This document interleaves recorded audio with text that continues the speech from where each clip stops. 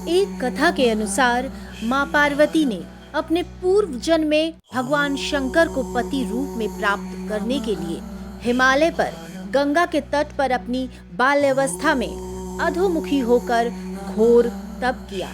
इस दौरान उन्होंने अन्न का सेवन नहीं किया, काफी समय सूखे पत्ते चबाकर ही काटे और फिर कई वर्षों तक उन्होंने केवल हवा ही ग्रहण कर जीवन व्यतीत किया।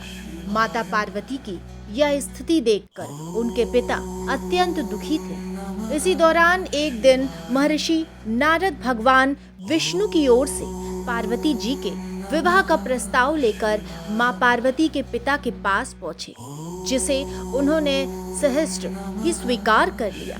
पिता ने जब बेटी पार्वती को उनके विवाह की बात बतलाई तो वो बहुत दुखी हो गई और जोर जोर से विलाप करने लगी। फिर एक सखी के पूछने पर माता ने उसे बताया कि यह कठोर व्रत भगवान शिव को पति रूप में प्राप्त करने के लिए किया था, जबकि उनके पिता उनका विवाह श्री विष्णु से कराना चाहते हैं।